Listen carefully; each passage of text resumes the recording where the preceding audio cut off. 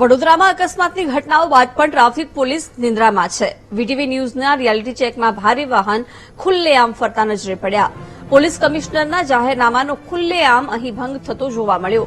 બે મહિલાના મોત બાદ પણ ટ્રાફિક પોલીસ નિષ્ક્રિય જોવા મળી છે। આજે પણ શહેરમાં દિવસ દરમિયાન ભારે વાહનો ફરી રહ્યા છે। શહેરમાં સવારે 7 થી 1 અને સાંજે 4 થી 8 વાગ્યા સુધી ભારે વાહન પર પ્રવેશબંધી છે।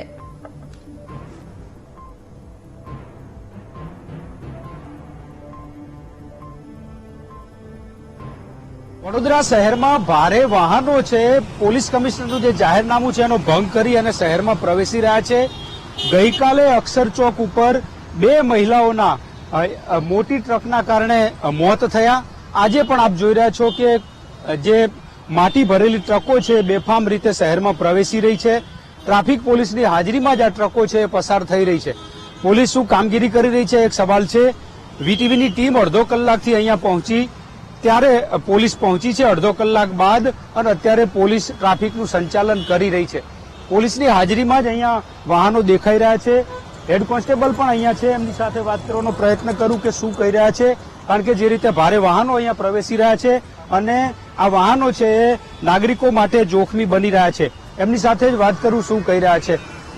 સાહેબ, ભારે વાહનો પ્રવેશી રહ્યા છે, અત્યારે જાહેરનામાનો ભંગ કરી રહ્યા છે, તેમ છતાં કોઈ કાર્યવાહી નહીં?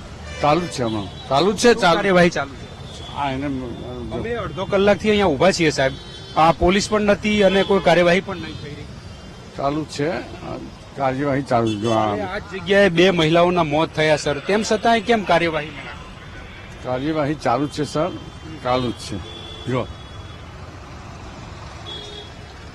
સાહેબ અત્યારે અહીંયા પહોંચ્યા છે આ ભારે ટ્રકો। સર, આ ટ્રક જઈ રહી છે, જાહેરનામાનો ભંગ છે કે મંજૂરી? આ ભંગ છે, પણ આ મારો અત્યારે એનું આ કાર્ય આ પેલું દંડ માટે આટલા બધા વાહનો જઈ રહ્યા છે, બે જવાન પહોંચી વળે કે બીજી જરૂરિયાત હા તો છે માણસો હમણાં ક્યાં છે? માણસો તો કોઈ છે નહીં। અત્યારે પેલા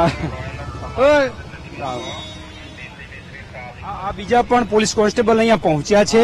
અમે અડધો કલાકથી અહીંયા ઉભા છીએ, એક પણ કર્મચારી પોલીસનો નહોતો। જ્યારે ડીસીપીને અમે ફોન કર્યો અને ત્યારે ડીસીપી ટ્રાફિકે કહ્યું કે અમે માણસો મોકલીએ છીએ। ગઈકાલે આ જ પોઈન્ટ ઉપર બે મહિલાઓએ પોતાના જીવ ગુમાવ્યા છે, અને તેમ છતાંય આ ટ્રાફિક પોલીસે આજે ઊંઘથી ઝડપાઈ છે, કારણ કે જ્યારે બે મહિલાઓએ જીવ ગુમાવ્યા હોય ત્યારે બીજા દિવસે તો પોલીસે જાગવાની જરૂર હતી, ભારે વાહનોના ઉપર પ્રતિબંધ મૂકવાની જરૂર હતી, જે જાહેરનામાનો અમલ થાય એની જરૂરિયાત હતી, પરંતુ આજે અહીંયા પોલીસના એક પણ જવાન જોવા ન મળ્યા। જ્યારે અમે ડીસીપીને ફોન કર્યો ત્યારબાદ આ પોલીસના જવાનો પહોંચ્યા છે અને અત્યારે કાર્યવાહી શરૂ કરી છે। કેમેરામેન કિશોર ક્ષીરસાગર સાથે માનુ ચાવડા, વીટીવી ન્યૂઝ, વડોદરા।